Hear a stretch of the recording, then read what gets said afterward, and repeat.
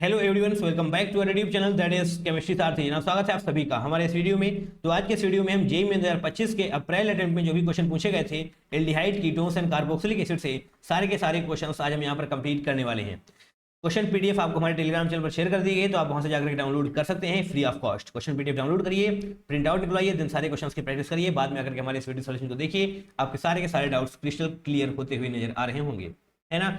चलिए फिलहाल के लिए इस वीडियो को शुरू कर रहे होंगे। तो क्वेश्चन नंबर 1 क्या है मेरे पास, the major product P in the following reaction. तो यहाँ पर आपसे मेजर प्रोडक्ट पूछ लिया गया है। क्या है आपके पास, KOH है और हीट कर रहे हैं आप, ठीक है। तो यहाँ पर जब आप देखेंगे तो आपको कहीं पर भी अल्फा हाइड्रोजन नजर नहीं आने वाला। अगर अल्फा हाइड्रोजन नहीं है तो इसका मतलब केनिजारो रिएक्शन हो रही होगी। अरे बोलिए, इसमें कोई दिक्कत है? केनिजारो रिएक्शन हो रही होगी अगर आपके पास कोई भी अल्फा हाइड्रोजन नहीं है। अरे हाँ है ना। जैसे कि यहाँ पर आप इसके रिस्पेक्ट में देखिए, ये आपका कार्बन कार्बन हो गया, तो अल्फा कार्बन क्या होगा, जो इसके पास वाला कार्बन होगा उससे जो हाइड्रोजन होंगे, तो इसके पास तो हाइड्रोजन है, तो ये बात नहीं बनेगी। हाँ, इसको आप अल्फा हाइड्रोजन मत बोल दीजिएगा। इसके पास अगर ये कार्बन होता तो यहाँ पर, इसके पास अगर ये कार्बन होता तो यहाँ पर जितने भी हाइड्रोजन होते वो सारे के सारे अल्फा हाइड्रोजन हो रहे होते, ठीक है। बट यहाँ पर कोई भी अल्फा हाइड्रोजन नहीं है। इसकी रिस्पेक्ट में देखेंगे तो यहाँ पर तो आपको बेंजीन मिल रही होगी, ऐसे हो जाएगा। दैट मीन्स यहाँ पर कार्बन की चारों वैलेंसी साइटोसाई हो चुकी हैं, तो यहाँ पर भी आपको कोई भी हाइड्रोजन नहीं मिलने वाला, तो नो अल्फा हाइड्रोजन, ठीक है। इसका मतलब केनिजारो रिएक्शन हो रही होगी। अच्छा, केनिजारो रिएक्शन हो रही होगी, देखिए बहुत ध्यान से। तो एक का ऑक्सीडेशन होगा और दूसरे का रिडक्शन होने वाला है ना। तो है ना, तो एक का रिडक्शन होगा और दूसरे का ऑक्सीडेशन हो रहा होगा। तो किसका रिडक्शन और किसका ऑक्सीडेशन होगा उसके लिए ध्यान से देखिए। अगर दोनों डिफरेंट हैं, है ना, जैसे कि यहाँ पर है, अगर दोनों डिफरेंट है, जैसे कि यहाँ पर है, यहाँ पर दोनों ही डिफरेंट है, इधर उधर आप देख पा रहे हैं, यहाँ पर फिनाइल रिंग है, यहाँ पर हाइड्रोजन है, दैट मीन्स दोनों डिफरेंट है। तो जिसका यहाँ पर मैं लिख रहा हूँ, आपको अपनी शॉर्ट कॉपी में लिख लेना चाहिए, है ना, जिसका डेल पॉजिटिव ज्यादा हो, जिस कार्बन का डेल पॉजिटिव ज्यादा होगा उसका आप क्या करवा रहे होंगे, ऑक्सीडेशन, उसका आप ऑक्सीडेशन करवा रहे होंगे, ठीक है। और जिसका डेल पॉजिटिव कम होगा, है ना, उसका आप रिडक्शन करवाने वाले हैं, राइट। का हम रिडक्शन करवा रहे होंगे, ठीक है। डेल पॉजिटिव, आइए जनाब, अब कैसे क्या होने वाला है बहुत ध्यान से देखिएगा। यहाँ पर आपके पास फिनाइल दी है, दैट मीन्स ये प्लस आई या फिर प्लस एम इफेक्ट आप कह सकते हैं, शो करने वाली है। दैट मीन्स इलेक्ट्रॉन को डोनेट कर रही होगी। तो यहाँ पर जो डेल पॉजिटिव है और जो यहाँ पर डेल पॉजिटिव है, बताइए, डेल पॉजिटिव 1 हम यहाँ पर लिख देते हैं, 2 यहाँ पर लिख देते हैं, ठीक है। तो डेल पॉजिटिव 1 की वैल्यू कम हो रही होगी क्योंकि इसके पास ये इलेक्ट्रॉन डेंसिटी भी आ रही होगी, धीरे धीरे इलेक्ट्रॉन डेंसिटी आ रही है, दैट मीन्स पॉजिटिव कैरेक्टर कम हो रहा होगा इसका। यस, पॉजिटिव कैरेक्टर कम हो रहा होगा, इसका मतलब ये डेल पॉजिटिव कम होगा, तो इसका मतलब इसका रिडक्शन होने वाला है, ठीक है। इसका रिडक्शन हो रहा होगा। और कीटोन का अगर रिडक्शन आप करवाएंगे तो कहाँ कन्वर्ट होगा, एल्कोहल में कन्वर्ट होगा ना, बिल्कुल। कीटोन का आप रिडक्शन करवाएंगे तो एल्कोहल में कन्वर्ट हो रहा होगा। देखिए पीएच से लगा हुआ कार्बन एल्कोहल में कन्वर्ट होना चाहिए। ऑप्शन नंबर 3 और 4 सही से गलत हो जाएंगे। अरे हाँ है ना। अब दूसरे का करना है आपको ऑक्सीडेशन, ऑब्वियस सी बात है, तो पहला भी ऑप्शन गलत हो जाएगा और दूसरा ही ऑप्शन आपका सही हो रहा होगा, ठीक है। कीटोन का जब आप ऑक्सीडेशन करवाएंगे तो CO नेगेटिव के पॉजिटिव ऐसे मिलने वाला है। अगर यहाँ पर NaOH होता तो के प्लस के बजाय आप Na प्लस जोड़ रहे होते, है ना, ठीक है। ये बातें आपको पता होनी चाहिए। जिसका डेल पॉजिटिव ज्यादा होगा उसी का ऑक्सीडेशन करवाना है आपको। हाँ, अगर दोनों डिफरेंट होंगे, तो दोनों सेम है तो किसी भी एक का रिडक्शन, किसी एक का ऑक्सीडेशन करवा दीजिए, है ना। चलिए अब आगे आते हैं, क्वेश्चन नंबर 2 को देख लेते हैं। Aldol condensation is a popular and classical method to prepare alpha beta unsaturated carbonyl compound. Okay, this reaction can be both intermolecular and intramolecular, बिल्कुल हो सकता है। Predict which one of the following is not a product of, not लिखा हुआ है, not a product of intramolecular aldol reaction. मतलब यहाँ पर ये है, आपको देखना है कि इंटरमोलिकुलर एल्डोल रिएक्शन कौन सी है। इंटर का मतलब होता है दो होने चाहिए अलग अलग, और इंट्रा का मतलब होता है एक ही कंपाउंड के अंदर। अरे हाँ है ना। अभी अल्फा बीटा अनसैचुरेटेड क्या होता है, देखिए यहाँ पर इसे हम बताते हैं आपको, सी डबल बॉन्ड ओ ऐसे कर लेंगे और यहाँ पर CH3 होगा, तो यहाँ पर 2 बॉन्ड हम ऐसे ओपन कर देने वाले हैं, ओके। और CHO बना लें, CH इस प्रकार से, HCHO ऐसे, ये रहा। अब आपको क्या करना होता है, कंडेंसेशन का मतलब होता है -H2O। कंडेंसेशन कहाँ पे लिखा हुआ है, हाँ ये देखिए, कंडेंसेशन का मतलब होता है -H2O। तो आप इस प्रकार से -H2O करेंगे तो क्या आने वाला है, आप देखिए बहुत ध्यान से, RC double bond O CH, और यहाँ पर ये दोनों बॉन्ड टूट करके इस वाले कार्बन से जुड़ने वाले हैं, तो यहाँ पर ऐसे CH2 आप ऐसे कर रहे होंगे। तो क्या बन चुका है ये, क्या बन चुका है, ये कार्बोनिल कार्बन है। इसकी रिस्पेक्ट में आप अल्फा कार्बन कौन सा होगा, इसकी रिस्पेक्ट में ये रहा अल्फा कार्बन और ये रहा बीटा कार्बन। तो अल्फा बीटा अनसैचुरेटेड, यानी कि अल्फा बीटा के बीच में डबल बॉन्ड आपको नजर आ रहा है, that means double bond triple bond को ही आप बोल रहे होते हैं अनसैचुरेटेड, अनसैचुरेशन। तो alpha beta unsaturated carbonyl compound है आपका ये, राइट। कैसे बनता है ये, इंटरमोलिकुलर या फिर इंट्रामोलिकुलर से बन रहा होता है, ठीक है। अभी आपको यहाँ पर देखना है, क्या देखना है ये प्रोडक्ट आपका बना हुआ है, दैट मीन्स आपको यहाँ से ऐसे जाना है, इस क्वेश्चन के हिसाब से ऐसे जाना, दैट मीन्स आपको H2O का एडिशन करना पड़ रहा होगा, H2O का एडिशन करना पड़ रहा होगा। H2O का एडिशन कैसे करना होगा, एक जगह पर आप H2 देंगे, दूसरी जगह पर आप ऑक्सीजन देने वाले हैं, राइट, एनी इशू। और जहां पर आपका कार्बन, जिसका लिख देते हैं हम, जिसका कार्बन डबल बॉन्ड O है, जहां पर कार्बन डबल बॉन्ड O है, इस लिखेंगे जिसका क्या होता है, जहां पर कार्बन डबल बॉन्ड O है वहां पर H2 देना है, वहां पर H2 देना है, सही है, कोई दिक्कत नहीं। और जो दूसरी जगह पर है वहां पर आप ऑक्सीजन दे रहे होंगे, क्योंकि इस पास ऑक्सीजन है ही। ठीक है, पहले वाले को देख लेते हैं, 1 बाय 1 चेक कर रहे होंगे, है ना, 1 बाय 1 चेक कर रहे होंगे, ध्यान से देखिएगा। ये हो गया आपका कार्बोनिल कार्बन, इसके बगल वाले ये है अल्फा कार्बन, ये है बीटा कार्बन, ये भी अल्फा कार्बन है, मैं मानता हूं, बट ये बीटा करेंगे तो अल्फा बीटा के बीच में आपको अनसैचुरेशन नजर नहीं आएगा, है ना। तो ये हो गया आपका अल्फा बीटा अनसैचुरेटेड कंपाउंड। इसको आप तोड़िए इस प्रकार से, इसको आप तोड़िए, और जैसे कि मैंने आपसे कहा, क्या कहा मैंने आपसे, सी डबल बॉन्ड O जहां पर है वहां पर आपको H2 देना है, तो यहाँ पर आप H2 दे रहे होंगे, है ना। इसको मैं हटा दूं, अब यहाँ पर आप H2 दे रहे होंगे और यहाँ पर आप ऑक्सीजन दे रहे होंगे। इसको ओपन करके बना दें क्या इसको, चलिए यहाँ पर थोड़ा सा एक्सप्लेन कर देते हैं आपको, बाकी आप दे ही पा रहे होंगे, जो भी बनेगा ना वो इंट्रा मॉलिक्यूलर है, यहाँ इंट्रा, यहाँ पर हम लिख रहे होंगे इंट्रा मॉलिक्यूलर है, आपको बताना है जो इंट्रा मॉलिक्यूलर नहीं है, नॉट, है ना, ये इंट्रा मॉलिक्यूलर है, दैट मीन्स ये आपका आंसर नहीं होने वाला है। इंट्रा क्या है, क्योंकि कंपाउंड के अंदर ही आपने कंडेंसेशन वगैरह कराया हुआ था, है ना। इसको देखिए, यहाँ पर भी यही हो रहा होगा, यहाँ पर भी ऊपर आप H2 दे रहे होंगे, यहाँ पर आप H2 दे रहे होंगे, यहाँ पर ऑक्सीजन दे रहे होंगे, तो एट द एंड ये भी तो आपका इंट्रा मॉलिक्यूलर ही है, ये भी आपका इंट्रा मॉलिक्यूलर ही है, अंदर ही हो रहा है। और इसको देखिए आप, ये अल्फा हो जाएगा, ये बीटा हो जाएगा, या फिर आप ये अल्फा ये बीटा मान लें, दोनों ही जगह पर आपको इंट्रा मॉलिक्यूलर ही देखने को मिल रहा होगा, तो यानी कि ये वाला भी आंसर आपका नहीं होने वाला। तो ऑब्वियस ही बात है, ऑप्शन नंबर 4 होगा। कैसे होगा, ये कार्बोनिल कंपाउंड आपका रहा, है ना, और ये अल्फा ये बीटा। देखिए अब जैसे ही आपने ये वाला बॉन्ड तोड़ा, जैसे ही आपने ये वाला बॉन्ड तोड़ा, यहाँ पर आप H2 देंगे और यहाँ पर O देंगे, तो ये CH2O बाहर निकल जाएगा, दैट मीन्स HCHO आपको बाहर निकलता हुआ नजर आएगा, और जो भी बनेगा यहाँ पर वो अलग बनने वाला है। ठीक है, जो भी बनेगा यहाँ पर लिख लीजिएगा। एट द एंड आपको नजर आ रहा है कि इंटर मॉलिक्यूलर, यहाँ पर आप अलग अलग मॉलिक्यूल्स का कंडेंसेशन करवा रहे थे, दोनों मॉलिक्यूल्स अलग थे, है ना। तो ऑप्शन नंबर 4 आपका सही हो रहा होगा। ध्यान से देखिएगा, ये सारी छोटी छोटी बातें आपको पता होनी चाहिए, आपकी शॉर्ट कॉपी में नोट होनी चाहिए, मैं बहुत जोर देकर बता रहा हूँ आपसे ये बात, है ना, क्योंकि क्वेश्चन प्रैक्टिस करते हुए जो कॉन्सेप्ट आप रिवाइज कर रहे होते हैं वो डायरेक्टली आपसे एग्जाम में पूछे जाने की प्रोबेबिलिटी काफी ज्यादा रहती है। आपने चैप्टर रिवाइज किया है, बहुत ही अच्छी बात है, बट क्वेश्चंस के थ्रू डिवीजन करिए, बेस्ट होता है ये, है ना। नाउ क्वेश्चन नंबर 3 देख लेते हैं।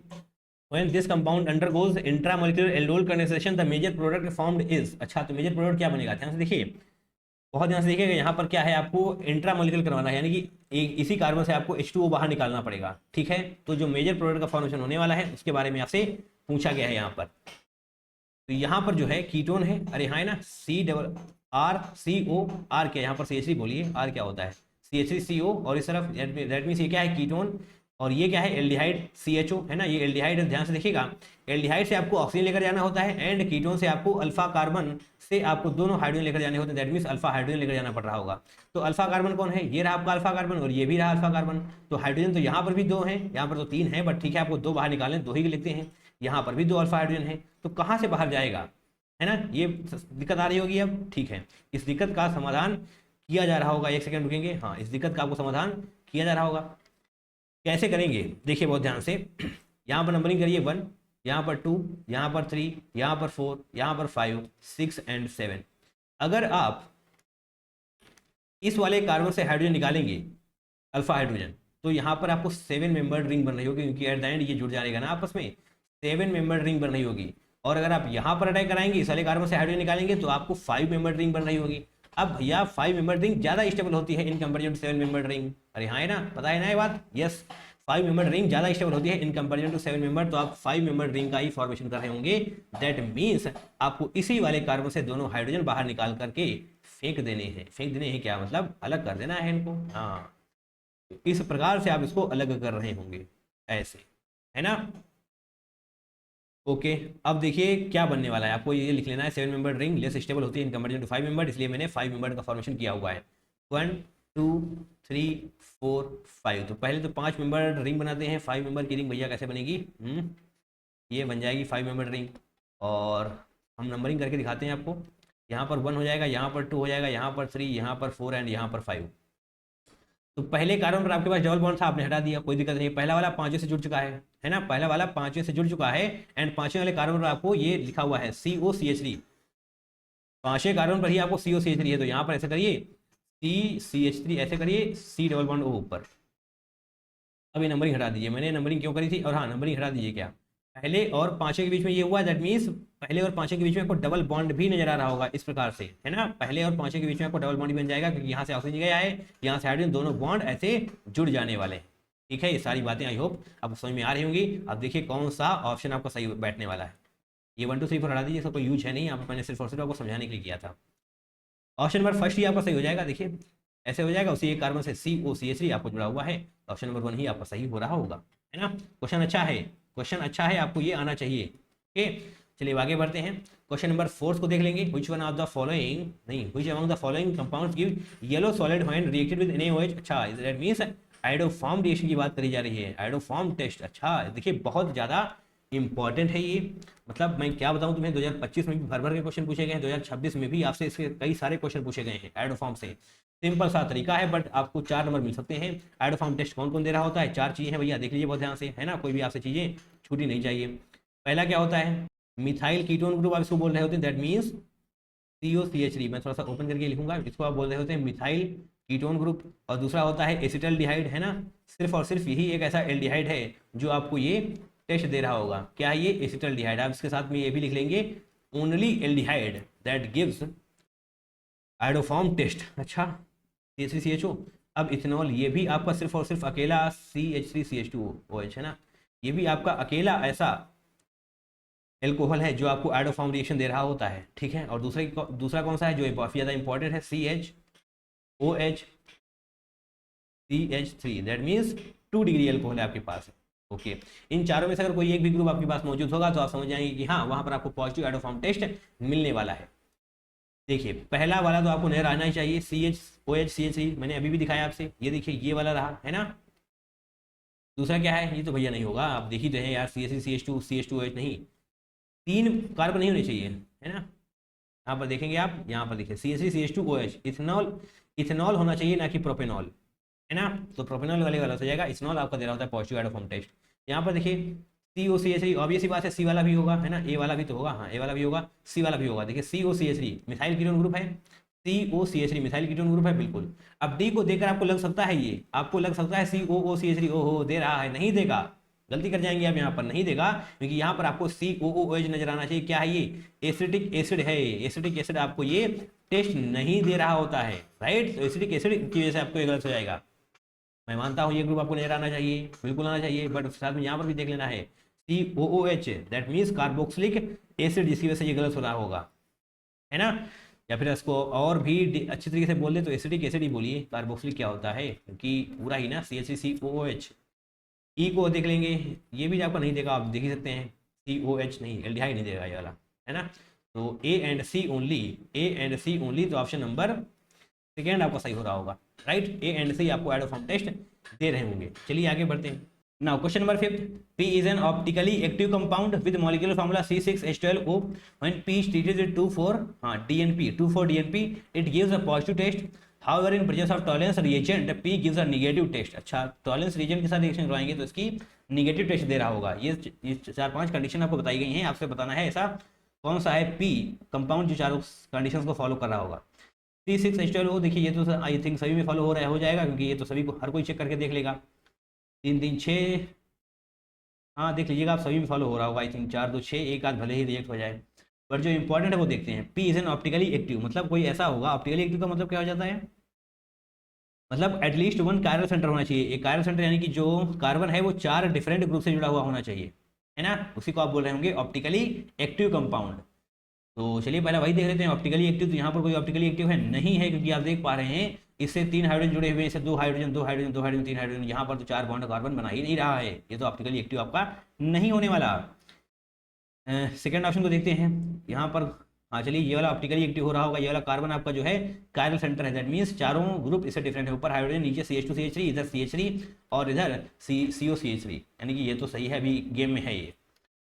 और ये भी आपका कायरल ही सेंटर है ना, और ये भी आपका कायरल सेंटर है, दैट मीन्स ऑप्शन नंबर 2 3 4 आपके कायरल सेंटर्स हैं, ऑप्टिकली एक्टिव रहने वाले हैं। And P T 2,4-DNP। देखिए आपको हम बता देते हैं 2,4-DNP टेस्ट में क्या हो रहा होगा, एक सेकेंड। और यहाँ ये सारी बातें आपको पीओसी वाले वीडियो में बताई जा चुकी हैं, प्रैक्टिकल ऑर्गेनिक केमिस्ट्री में ये सारे टेस्ट आपको बताए जा चुके हैं, है ना। देख लीजिए अगर नहीं दिखा है।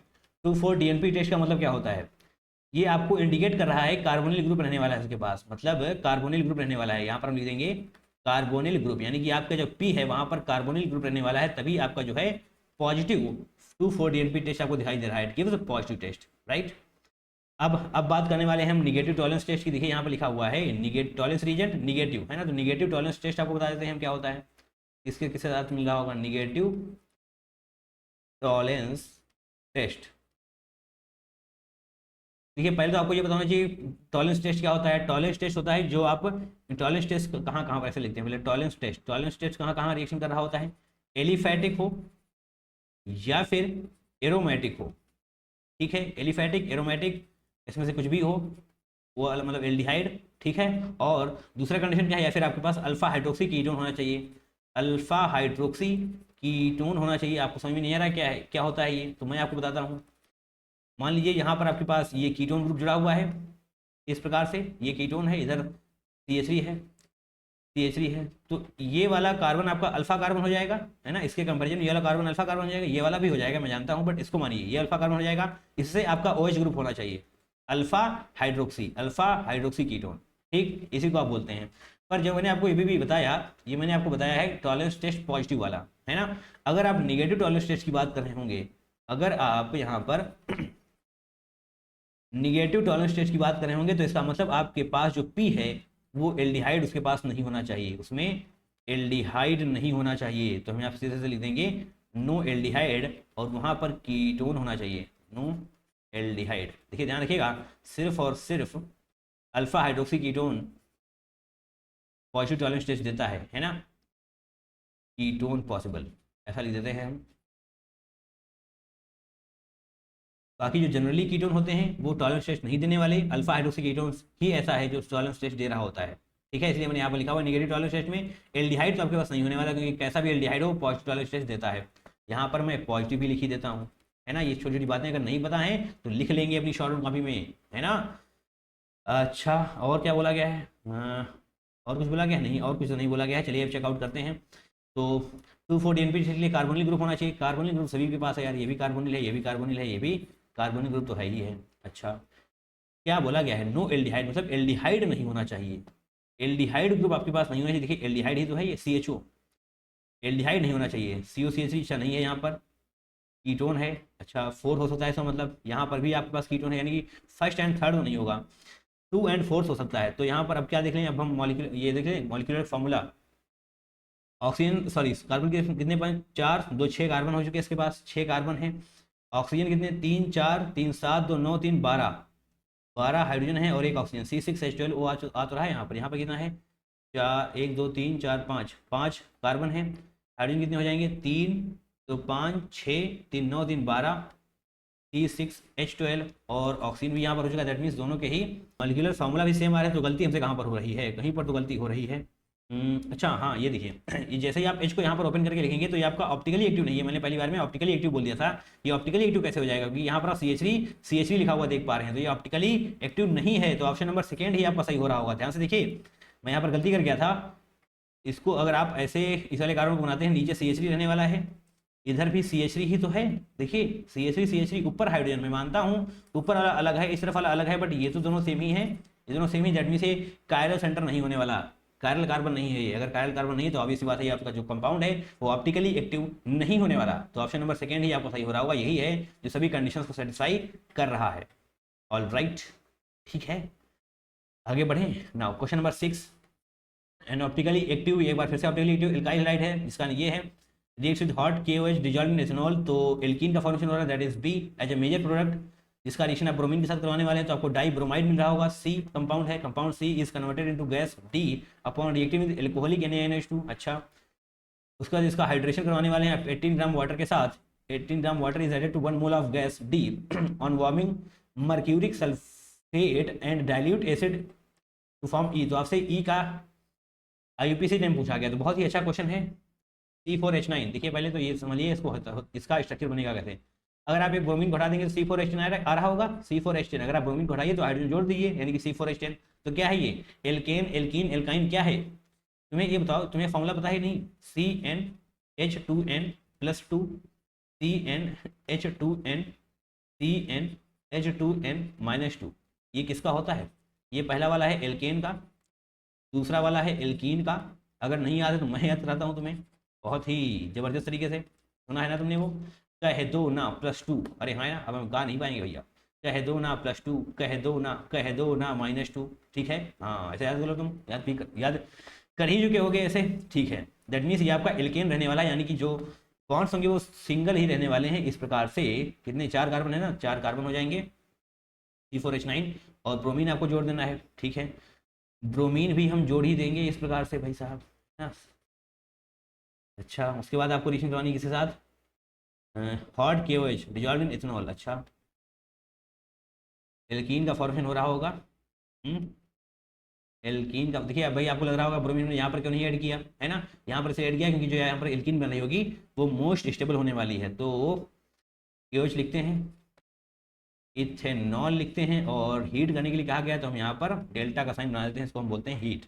जब आप हीट करेंगे तो ये वाला ब्रोमीन जाएगा, यहाँ से हाइड्रोजन जाएगा, दैट मीन्स ये आपकी एल्कीन बन रही होगी, है ना, ये आपकी एल्कीन बनने वाली है। फर्दर आप इसी रिएक्शन करवाने वाले हैं Br2 के साथ, तो ब्रोमिनेशन हो रहा होगा, डाई ब्रोमिनेशन आपको लिखा भी गया है, देखिए कहाँ पर लिखा गया था, डाई ब्रोमाइड, यानी कि इस बॉन्ड को तोड़िए, दोनों जहाँ पर आपको ब्रोमीन ब्रोमीन दे देना है, ये रहा ब्रोमीन और ऊपर ये रहा ब्रोमीन, इसका कौन नाम है, A से B और C बन चुका है ना, ये रहा आपका A, ये रहा B और ये रहा C। अब फर्दर इसकी रिएक्शन डिस्कस करवानी है, C is converted into gas upon reacting with alcoholic NaNH2। अच्छा, एल्कोहलिक NaNH2 है अगर आपके पास NaNH2, तो एल्काइन, टर्मिनल एल्काइन का फॉर्मेशन कर रहा होगा, ठीक है। तो ऐसे लिख दें हम CH3 CH2 और ये कार्बन लगाएंगे आप, तो यहाँ पर टर्मिनल एल्काइन ट्रिपल बॉन्ड बन रहा होगा, ठीक है। अच्छा, अगर आप वैसे लिखना चाहें तो वैसे लिख देते हैं, अदरवाइज आप कहेंगे कि एकदम से बदल गया, जज्बात बदल दिए, ऐसे करेंगे, ऐसे ऐसे, ये बढ़िया अच्छा दिखता नहीं है, मुझे समझ में नहीं आता है, फिर भी देख लीजिए, CH3 CH2 CH, ठीक है। एल्कोहलिक NaH2 आपका टर्मिनल एल्काइन ही बना रहा होता है, यहाँ से ब्रोमीन हटाइए, यहाँ से हटाइए, आपका लास्ट में टर्मिनल एल्काइन में कन्वर्ट होता हुआ नजर आ रहा होगा। ये बात मैंने आपको टॉप 101 रिजल्ट्स में बता रखी है कि एल्कोहलिक NaNH2 क्या करवाता है, टर्मिनल एल्काइन का फॉर्मेशन करवा रहा होता है। फर्दर आपको रिएक्शन डिस्कस करवानी है, क्या बोला गया था, एक second, during hydration 18 gram of water generate 1 mole of gas T on warming. अच्छा, 18 ग्राम वगैरह सब कंफ्यूज करने दिया गया, कोई मतलब नहीं है इसका, आपको सिर्फ और सिर्फ रिएक्शन करानी है। Mercuric sulphate with dilute acid, क्या है ये, मर्क्यूरिक सल्फेट यानी कि HgSO4 है ना, डाइल्यूट एसिड यानी कि आप यहाँ पर H+ ले लीजिए, ठीक है, H+ आएगा, आप यहाँ पर H2SO4 मान लीजिए, H2SO4 क्या है ये, कुछ और रिएक्शन है, Hg2+ लीजिए यहाँ पर, और यहाँ पर आप H+ लिखना चाहें H+ लिख दें या फिर H2SO4 लिख लें। कुछ और रिएक्शन है, कुछ और रिएक्शन में जो आपका ये एल्काइन होता है वो कन्वर्ट हो रहा होता है किसमें, कीटोन में। इस प्रकार से जो आपका एल्काइन है ये कीटोन में कन्वर्ट हो रहा होगा। यहाँ पर 2 स्टेप होने वाले हैं, मैंने एक ही स्टेप में समेट करके लिख दिया है। टॉटोमराइज होगा, पहले OH बन रहा होगा, फिर टॉटोमराइज होगा, तब जाकर के कीटोन में कन्वर्ट हो रहा होगा। तो 1 सेकेंड रुकेंगे, बैटरी लगाई जाएगी, तब कीटोन एल्डिहाइड सब बन जाएगा, हाँ अब बनेगा, ठीक है। तो फाइनली आपका ये प्रोडक्ट बन करके तैयार हो जाने वाला है, एंड C यहाँ पर था तो D यहाँ पर हो जाएगा, लास्ट में E बन रहा होगा, ABC और D और E। आपसे इसी का जो है IUPAC नेम पूछा गया है, देखिए IUPAC नेम कहाँ से नंबरिंग करेंगे, यहाँ से करेंगे ना, 1 2 3 4, क्या है, ब्यूटेन 2 ओल, सिंपल। अब क्या इसमें बताएं, ब्यूटेन 2 ओल नहीं ओन, गलती हो गई हमसे, यहाँ पर डबल बॉन्ड है यानी कि कीटोन, तो ब्यूटेन 2 ओन होना चाहिए, ब्यूटेन 2 ओल देखिए लिखा भी हुआ है, ब्यूटेन 2 ओन, यानी कि ऑप्शन नंबर 3 आपका सही हो रहा होगा, है ना, बढ़िया है। कह दो ना +2, कह दो ना -2, याद रखना है, कूद कूद कर याद करिए, याद हो जाएंगे सब, हाँ आगे ये।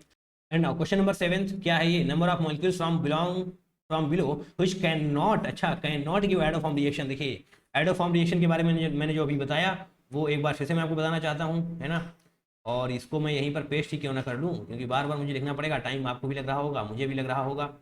तो कहाँ पर लिखा था मैंने वो, कहाँ है ये, हाँ ये है, तो इसको आप नीचे लेकर आइए, यहाँ पर लेकर आते हैं इसको, है ना। आप देखिए ध्यान से, इथेनॉल, पहले तो हम स्ट्रक्चर बना देते हैं। इथेनॉल क्या रहने वाला है, CH3CH2OH है ना, CH3CH2OH देख ही चुके हैं, इसका हम स्ट्रक्चर क्या बनाया, सिंपल सा स्ट्रक्चर है। ये देखिए CH3CH2OH, ये आपको एड फॉर्म टेस्ट दे रहा होगा, बट आपको देखना है जो नहीं देगा, तो यहाँ पर फिलहाल के टिक करके रखते हैं, बाद में हम क्रॉस वाले काउंट कर लेंगे। आइसोप्रोपिल एल्कोहल, आइसोप्रोपिल एल्कोहल भी आपका दे ही रहा होगा, चलिए यहाँ पर हम बता देते हैं आपको। आइसोप्रोपिल एल्कोहल CH3 ये हो जाएगा आपका आइसोप्रोपिल एल्कोहल। 3 कार्बन है, हाँ।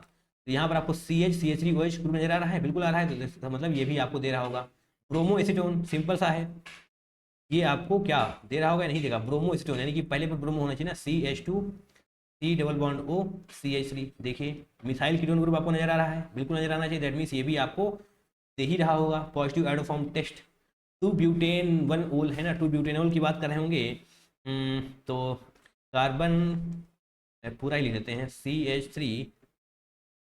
CH3 हो जाएगा, और CH2 का है ब्यूटेनॉल है ना, तो 4 कार्बन होने चाहिए आपके पास, तो CH3 और यहाँ पर आपको OH आ रहा होगा, ठीक है। 2-ब्यूटेनॉल, ये रहा 2-ब्यूटेनॉल, दैट मीन्स ये भी आपका दे रहा होगा पॉजिटिव एडोफॉर्म टेस्ट, क्योंकि यहाँ पर आप इसको इस ग्रुप को देख पा रहे होंगे। 2-ब्यूटेनॉल, अच्छा 2-ब्यूटेनॉल ये दिक्कत कर जाएगा आपको, कैसे, यहाँ पर जो आपने लिखाया है ना, इसी में सही कर दें, बताइए, इसी में सही कर दें ब्यूटेनॉल, यानी कि यहाँ पर डबल बॉन्ड O आप कर रहे होंगे, और यहाँ पर अभी आपके पास क्या हो जाएगा, CHO हो जाएगा ना, तो इसको पूरा ही सही कर देंगे हम, CO है ना, और ये CH3, ये आपका हो जाएगा क्या, 2-ब्यूटेनॉल। तो COCH3 एक बार फिर से आपको नजर आ रहा है, मिसाइल कीटोन ग्रुप COCH3 है ना, तो ये भी आपका सही हो रहा होगा, तो सारे ही दे रहे हैं क्या। ब्यूटेनल, हाँ ये नहीं देगा, ब्यूटेनल आपको नहीं देने वाला, ब्यूटेनल यानी कि CH3 CH2 है ना, ये हो जाएगा आपका ब्यूटेनल। एंड अगर आप इसको ओपन करके देखना चाहें तो यहाँ पर H कर लीजिए, यहाँ पर डबल बॉन्ड O कर लीजिए, देख पा रहे होंगे आप, ये ग्रुप आपको नहीं देता है, तो ये वाली बात आपकी गलत हो जाएगी। 2-पेंटेनोन, दैट मीन्स पेंटेनोन है ना, तो CH3 CH2 C carbon double bond O यहाँ पर ऐसे आएगा, और CH3 यहाँ पर भी ऐसे आ रहा होगा, तो देखते ही आप समझ जाएंगे कि ये मिथाइल कीटोन ग्रुप आपको मिल चुका है, दैट मीन्स ये भी आपका पॉजिटिव एडोफॉर्म टेस्ट दे रहा होगा। अच्छा इसी में सही कर लेते हैं आप, 3-पेंटेनोन यानी कि यहाँ पर आप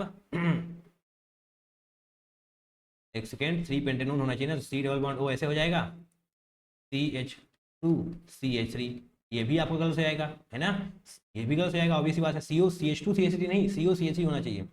पेंटेनल 5 कार्बन होने चाहिए, और पेंटेनल ये आपके पास क्या था, ब्यूटेनल, तो पेंटेनल करेंगे तो एक और बढ़ा देंगे आगे, चलिए यहाँ पर ही लिख देते हैं हम, 1 2 3 4 5वें कार्बन पर ही आपको CHO ग्रुप लगा देना है। बताइए क्या ये दे रहा होगा, नहीं दे रहा होगा, तो ये वाली बात गलत हो जाएगी आपकी। लास्ट में क्या है, 3-पेंटेन-1-ओल, इसको हम 3-पेंटेन-1-ओल, तो यहाँ पर बनाते हैं 1 2 3 4 5 कार्बन हो गए, 3 पेंटेन यानी कि तीसरे पर ही आपका ये ओल है, दैट मीन्स OH ग्रुप। बताइए क्या ये दे रहा होगा, ऑब्वियस बात है नहीं देगा यार, गलत हो जाएगा। तो कौन कौन है जो नहीं दे रहे हैं, 1 2 3 4, 4 हैं जो नहीं देने वाले, ऑप्शन नंबर सेकंड आपका बिल्कुल सही हो जाएगा। अच्छा क्वेश्चन है, टाइम लग रहा होगा, बट हाँ कॉन्सेप्ट बहुत टफ नहीं बोलेंगे क्योंकि कॉन्सेप्ट ये बार बार पूछा जा रहा है, कोई कॉन्सेप्ट अगर बार बार पूछा जा रहा है तो आपको आना चाहिए, है ना। मतलब ही क्या है उसका बार बार पूछने से, और मतलब ही क्या है आपका PYQs की प्रैक्टिस करने से, अगर आप PYQs का फायदा ही नहीं उठा पा रहे, उसको प्रेडिक्ट ही नहीं कर पा रहे हैं कि क्या आ सकता है ना। चलिए अब हम कर लेते हैं कार्बोक्सिलिक एसिड के क्वेश्चंस। तो क्वेश्चन नंबर 1 देखिए, यहाँ पर कार्बोक्सिलिक एसिड से भी आपसे 5 क्वेश्चन पूछे गए थे, तो पांचों क्वेश्चन यहाँ पर कंप्लीट करवाने वाले हैं आपको। पहला क्वेश्चन क्या है, कंसिडर द फॉलोइंग मॉलिक्यूल, ठीक है, देख लिया हमने PQRS, पूछा क्या गया है, रेट ऑफ हाइड्रोलिसिस, अच्छा रेट ऑफ हाइड्रोलिसिस आपसे पूछा गया है। देखिए वैसे तो आपको डायरेक्टली याद होना चाहिए, क्या बताता हूँ भी, देखिए यहाँ पर लिख लेते हैं रेट ऑफ हाइड्रोलिसिस, तो ऊपर लिखते हैं रेट ऑफ हाइड्रोलिसिस जो होती है आपकी, वो डायरेक्टली प्रोपोर्शनल होती है किसके, डायरेक्टली प्रोपोर्शनल हो जाने वाली है लिविंग एबिलिटी के। जितनी जल्दी जो मतलब लीव कर देगा लिविंग एबिलिटी, उतना ही बढ़िया रेट ऑफ हाइड्रोलिसिस होने वाला है, ठीक है। तो यहाँ पर देखिए एसिड क्लोराइड है आपके पास, उसके बाद नंबर आ रहा है एसिड एनहाइड्राइड का। देखिए एसिड एनहाइड्राइड यहाँ पर हम लिख भी देते हैं, एसिड क्लोराइड, यहाँ पर क्या है देखिए लिखते हैं, एसिड क्लोराइड की लिविंग एबिलिटी सबसे ज़्यादा होती है ना। उसके बाद नंबर आ रहा हो एसिड एनहाइड्राइड का, और यहाँ पर ये क्या है COOCH, दैट मीन्स ईस्टर है आपका ये, अरे हाँ है ना, RCOOR, दैट मीन्स ईस्टर है। अच्छा यहाँ पर ईस्टर भी लिख दिया जाएगा।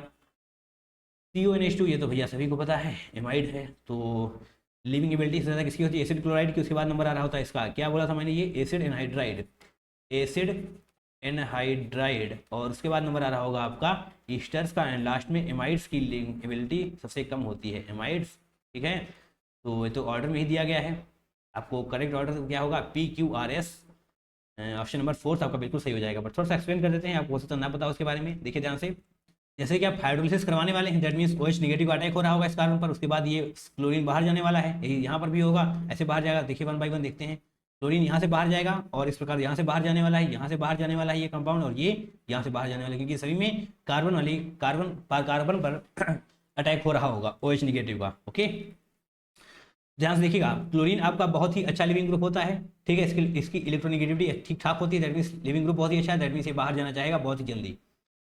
और ये NH2 की बात क्या करेंगे, NH2 देखिए होता है आपका अनस्टेबल। ठीक है, NH2 निगेटिव अगर बाहर जाएगा ना, जब बाहर निकलेगा तो NH2 निगेटिव आएगा, और ये तो अनस्टेबल होता है, और ये स्टेबल इतना होता है कि NH2 निगेटिव में एग्जिस्ट नहीं करता है, NH3 का फॉर्मेशन कर लेता है, दैट मीन्स एमोनिया गैस। इसका मतलब ये बाहर नहीं निकलना चाहता है, ये आपका लीस्ट हो जाने वाला है, इसकी लिविंग एबिलिटी सबसे कम होने वाली है, वेरी लेस, है ना। तो ये सबसे बाद में बाहर निकलेगा, P के सबसे आगे, P सबसे जल्दी बाहर निकल जाएगा, उसके बाद S, है ना, यहाँ पर आपको S दिखाई दे रहा होगा ये थिंग्स। ठीक है, S हो जाएगा। दिक्कत यहाँ पर आ रही होगी आपको Q एंड R में, ये है आपका एसिड एनहाइड्राइड, ये है आपका ईस्टर। ठीक है, ध्यान से देखिएगा, ये बाहर जा चुका है। ठीक है, अब हम अलग से क्या बनाए, ये बाहर जा चुका है, यहाँ पर निगेटिव जनरेट हो चुका है और यहाँ पर निगेटिव जनरेट हो चुका है। तो जब यहाँ पर देखेंगे लोन पेयर है यहाँ पर, है ना, जो आप देखेंगे तो यहाँ पर आपको कंजुगेशन नजर आ रहा होगा, यहाँ पर आपको कंजुगेशन नजर आएगा, है ना, कंजुगेशन, है ना, यहाँ पर आपको कंजुगेशन नजर आएगा, और इसमें ईस्टर में आपको किसी भी प्रकार से कंजुगेशन नजर नहीं आने वाला। बताइए, यहाँ पर कंजुगेशन है, इसकी स्टेबिलिटी ज़्यादा है, मतलब वो जल्दी से बाहर निकलना चाहता है, रेट ऑफ हाइड्रोलिसिस उसका ज़्यादा हो रहा होगा, इसका रेट ऑफ हाइड्रोलिसिस ज़्यादा होने वाला है इन कंपेरिजन दिस, क्योंकि यहाँ पर कंजुगेशन नहीं हो रहा है, तो Q का ज़्यादा होने वाला है, यानी कि एसिड एनहाइड्राइड ज़्यादा होगा in comparison to R, acid anhydride ज़्यादा होगा इन कंपेरिजन टू R, यानी कि ईस्टर्स। ओके, ये थोड़ा सा एक्सप्लेनेशन आपको दिया गया है, बाकी ये छोटी बातें आपको डायरेक्टली पता होनी चाहिए। Now question number 2, consider the following reactions, from these reactions which reaction will give carboxylic acid as a major product. अच्छा, यहाँ पर आप सबको सभी की रिएक्शंस करवानी है, आपको देखना है कहाँ पर कार्बोक्सिलिक एसिड आपको मिल रहा होगा।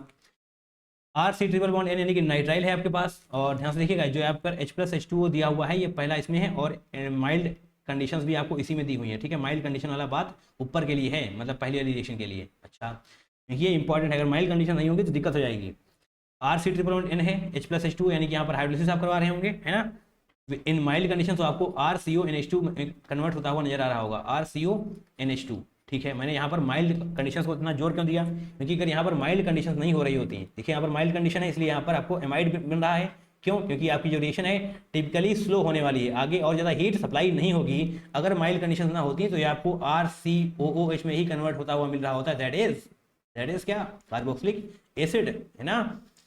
देखिए जो यहाँ पर नाइट्राइल है, माइल्ड कंडीशन, इसलिए आप यहाँ पर 2 ही बॉन्ड तोड़ेंगे, H ऑक्सीजन, ऐसे OH देने वाले हैं, H2 बाहर निकल जाएगा। ठीक है, H2 बाहर निकल जाएगा, क्योंकि एक कार्बन पर 2 OH ग्रुप अनस्टेबल होते हैं। तो यहाँ पर देखिए CONH2 आपको मिल रहा है, CO ऊपर वाला, और ये NH2 आपको मिल रहा है। ठीक है, यही तो मैंने यहाँ पर लिखा है, CN को CONH2 में। अगर माइल्ड कंडीशंस नहीं होंगी, मतलब हीट आप और ज़्यादा प्रोवाइड कर रहे होंगे, तो ये तीनों बॉन्ड्स टूट जाएंगे। हाँ, ये तीनों बॉन्ड टूट जाएंगे, यानी कि यहाँ पर हाइड्रोजन हाइड्रोजन हाइड्रोजन, और यहाँ पर भी आपको 3 OH ग्रुप मिल जाएंगे।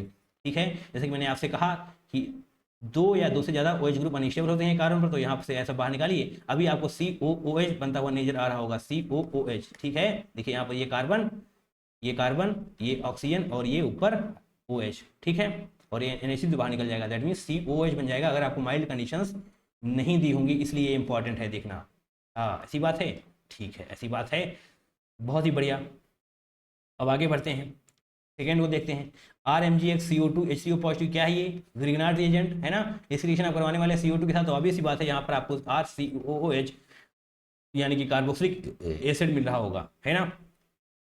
R3 SnCl2, ये तो है आपकी स्टेफेंस रिडक्शन। स्टेफेंस रिडक्शन में आपको एल्डिहाइड मिल रहा होता है, ना कि एसिड, है ना। ये आपको एल्डिहाइड मिल रहा होगा, R3 एल्डिहाइड में कन्वर्ट हो जाएगा, Stephens reduction. SnCl2 along with HCl। अब PCC क्या होता है, ये 1 डिग्री मतलब PCC क्या होता है, ये आपको होता है माइल्ड ऑक्सीडाइजिंग एजेंट। PCC हो चाहे PDC हो, ये आपके माइल्ड ऑक्सीडाइजिंग एजेंट हैं। क्या काम है इनका, जो आप यहाँ पर 1 डिग्री एल्कोहल देख पा रहे हैं ना, जो आप यहाँ पर 1 डिग्री एल्कोहल देख पा रहे हैं, उसको एसिड में नहीं एल्डिहाइड में कन्वर्ट कर देगा। RCH2OH कन्वर्ट हो रहा होगा एल्डिहाइड में। अगर यहाँ पर स्ट्रांग होता तो RCOH यानी कि एसिड में कन्वर्ट हो रहा होता, बट जो आपका PCC है वो माइल्ड ऑक्सीडाइजिंग एजेंट होता है, इसका मतलब वो एल्डिहाइड तक ही लेकर के आने वाला है, राइट। Any issue? तो दूसरा है, और दूसरा क्या, अच्छा अभी आगे और है, ई वाला भी है, हाँ ई वाला भी है। देखिए बहुत ध्यान से, अच्छा क्वेश्चन है ये ई वाला। इसकी रिएक्शन आप करवाने वाले हैं H2PD BaSO4 के साथ, H2 यहाँ पर दो रिएक्शन होने वाली हैं H2PD BaSO4 के साथ, तो आपको कन्वर्ट हो रहा होगा बेंजल डिहाइड में, क्योंकि COCl है, इसको आप बाहर निकालेंगे CHO लगा देंगे। ऐसे यहाँ पर CHO लगा देंगे, किसमें कन्वर्ट हो गया है ये, बेंजल डिहाइड में। अगर आप इसकी रिएक्शन करने वाले Br2 बॉर्डर के साथ, ये क्या होता है, ये आपका स्ट्रॉन्ग ऑक्सीडाइजिंग एजेंट होता है। नहीं पता है तो पता कर लीजिए, ये मैंने कहाँ बता रखा है आपको, ये सारी चीज़ मैंने आपको वहाँ पर टॉप 10 रिएजेंट्स में बता रखी हैं। एल्डिहाइड को कन्वर्ट कर देगा एसिड में, बेंजल डिहाइड है तो बेंजोइक एसिड में कन्वर्ट होता हुआ तो नजर आ रहा होगा, ये आपका बन जाएगा प्रोडक्ट जो आपको चाहिए, carboxylic acid. H2PD BaSO4 COCl को कन्वर्ट कर देगा CHO में, एंड Br2 वाटर ये स्ट्रॉन्ग ऑक्सीडाइजिंग एजेंट की तरह बिहेव कर रहा होता है, दैट मींस एल्डिहाइड से एसिड में कन्वर्ट हो रहा होगा, यानी कि AB यानी कि E वाला जो है आपका शो करने वाला है जो आपको चाहिए, यानी कि B आपका सही हो रहा होगा एंड E सही हो रहा होगा। B एंड E कोई ऑप्शन है, हाँ ऑप्शन नंबर 4 आपका बिल्कुल सही हो जाएगा। तो अच्छा क्वेश्चन है, सारी चीज़ों को यहाँ पर कैलकुलेट करने की कोशिश करी गई है, आपके सारे कॉन्सेप्ट को चेक करने की कोशिश करी गई है, right. Now question number 3, the least acidic compound among the following. Least acidic क्या होता है, देखिए अगर कुछ है आपके पास, लीस्ट एसिडिक का मतलब क्या होगा, मतलब एसिडिक, यहाँ पर आपसे H बाहर निकालिए, अरे मैं आपको बताता हूँ, कोई कंपाउंड है आपके पास, एसिड है आपके पास, ठीक है, इसका आप H+ बाहर निकालिए, कंजुगेट बेस बनाइए, H+ आपने बाहर निकालिए, इस प्रकार से यहाँ पर नजर आएगा। तो कंजुगेट बेस की स्टेबिलिटी जितनी ज़्यादा होगी उतना ही बढ़िया एसिडिक होने वाला है ये, है ना। यहाँ पर मैं थोड़ा सा लिख भी देता हूँ, कंजुगेट बेस की स्टेबिलिटी अगर ज़्यादा है,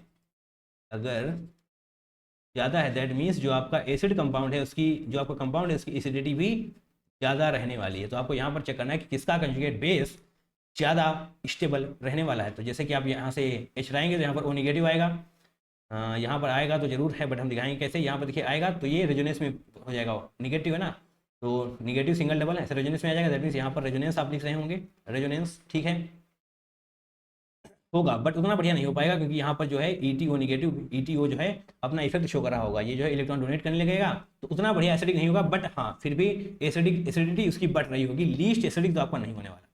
ओके, SO3H, अच्छा इसको हम बनाते हैं, ध्यान से देखिए SO3H कैसे बनाया जा रहा होगा। H आप बाहर निकाल देंगे, इससे H आप बाहर निकाल देंगे अगर, तो ऐसे सल्फर और यहाँ पर 2 ऑक्सीजन, यहाँ पर भी 2 ऑक्सीजन और यहाँ पर 1 ऑक्सीजन, यहाँ पर OH होगा बट यहाँ पर H बाहर निकाल दिया आपने, वो निगेटिव कन्वर्ट हो जाएगा, दैट मीन्स अभी रेजोनेंस में आ चुका है, निगेटिव इस प्रकार से रेजोनेंस में आ चुका है। तो इसका तो बहुत ज़्यादा हो जाने वाला है, इसका तो बहुत ज़्यादा हो जाने वाला है, दैट मीन्स इसकी भी एसिडिटी बढ़ती हुई नजर आ रही होगी, तो ये भी आपका आंसर नहीं होने वाला, फर्स्ट नहीं होगा, सेकेंड नहीं होगा।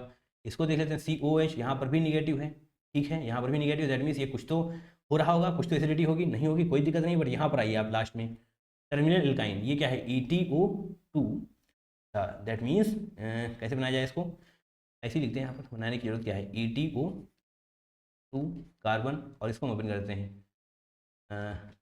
कार्बन आ गया है, ये ट्रिपल बॉन्ड है ना, यहाँ से ट्रिपल बॉन्ड बन रहा होगा, एक सेकेंड, ETO कार्बन और ये ट्रिपल बॉन्ड, ठीक है, ये ट्रिपल बॉन्ड और इस वाले CH ऐसे है ना, ये वाला ऐसे है, तो यहाँ पर हम H बाहर निकाल कर यहाँ पर निगेटिव लगाने वाले हैं। देखिए यहाँ पर टर्मिनल एल्काइन यानी कि SP वाले कार्बन पर आपका निगेटिव है, SP कार्बन पर जो निगेटिव होता है वो लीस्ट स्टेबल होता है, इसकी स्टेबिलिटी बहुत कम होती है, समझ पा रहे हैं, इसकी स्टेबिलिटी बहुत कम होती है, SP कार्बन पर निगेटिव चार्ज यानी कि अनस्टेबल, ठीक है, इसका मतलब ये लीस्ट बेसिक होने वाला है, आपका ऑप्शन नंबर D सही हो जाएगा, क्योंकि यहाँ पर आपको डायरेक्टली लिखा हुआ है कंजुगेट बेस की स्टेबिलिटी ज़्यादा होगी तो एसिडिटी ज़्यादा होने वाली है, कंजुगेट बेस की स्टेबिलिटी कम, एसिडिटी कम।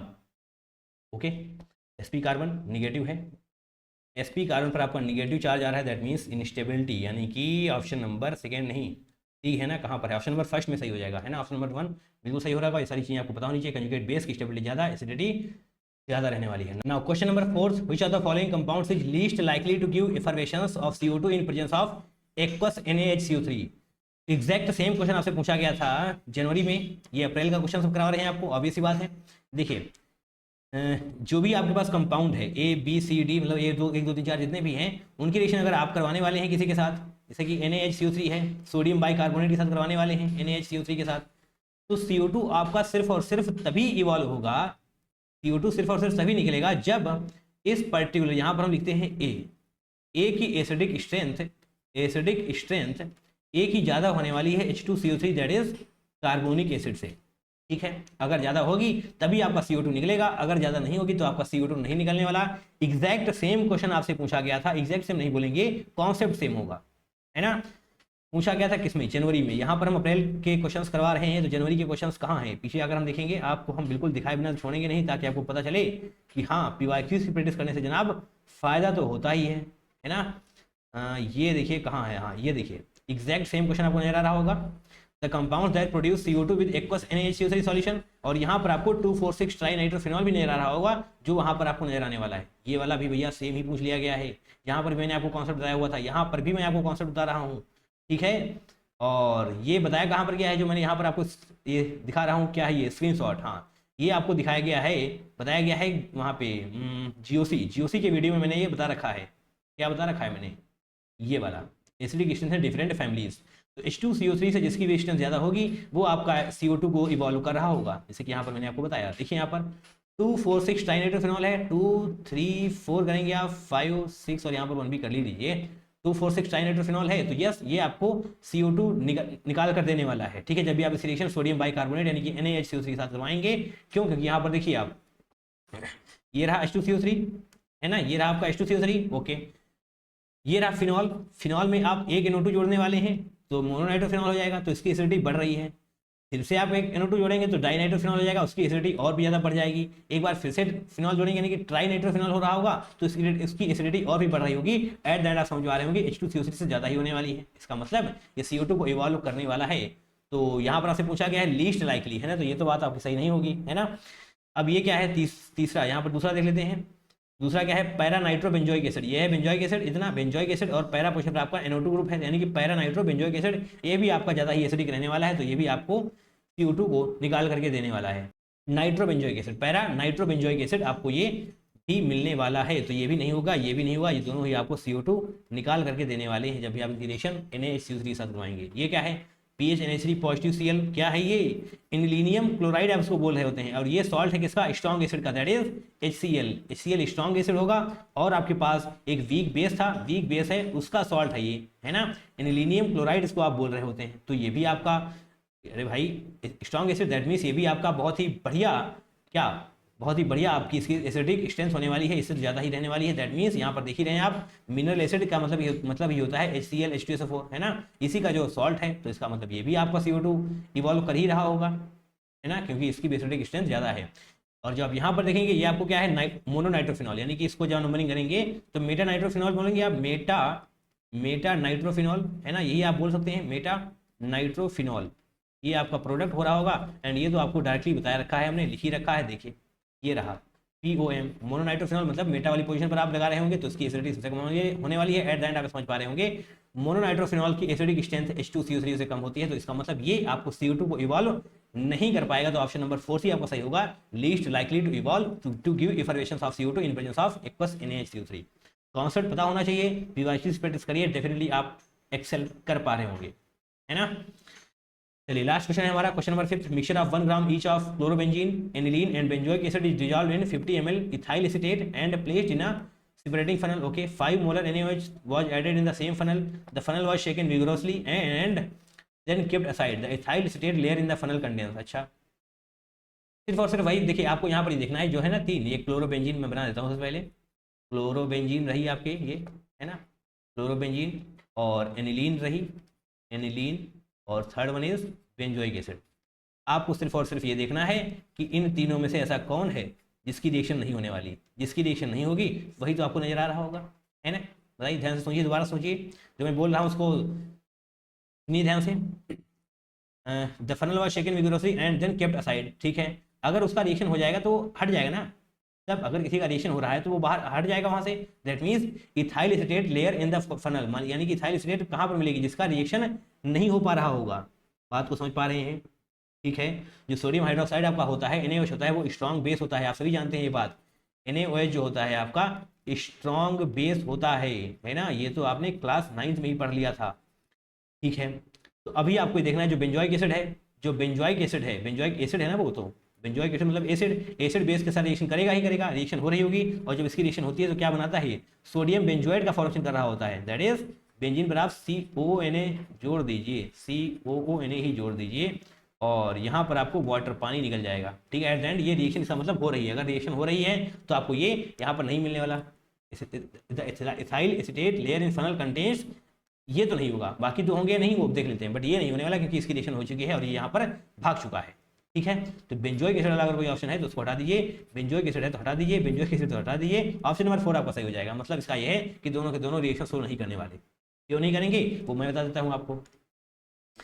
जो आपका ये क्लोरोबेंजीन है, जो आपका क्लोरोबेंजीन है वो न्यूट्रल ऑर्गेनिक कंपाउंड है। ये कैसा है, न्यूट्रल ऑर्गेनिक कंपाउंड है, यहाँ पर नहीं, इसको ऐसे लिखते हैं पीछे की तरफ, क्योंकि आगे तो हम रिएक्शन लगा देंगे आपको ना।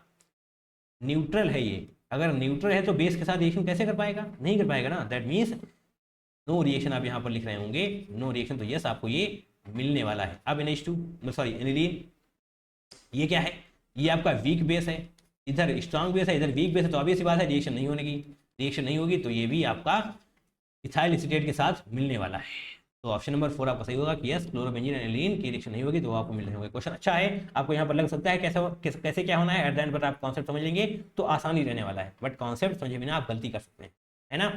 चलिए, आपने इस वीडियो को लास्ट से देखा, हमारे साथ बैठकर क्वेश्चन प्रैक्टिस किए, इसके लिए तहे दिल से आपको बहुत बहुत धन्यवाद। Thank you so much for watching this video till the end. ऐसे ही वीडियोस देखते रहिए, चैप्टर वाइज PYQ प्रैक्टिस करते रहिए, क्विक रिवीजन वीडियोस देखते रहिए, डेफिनेटली आप अपने एग्जाम में एक्सेल करने वाले हैं। चलिए मिलेंगे दूसरे वीडियो में, till then take care, tata bye bye and love you all.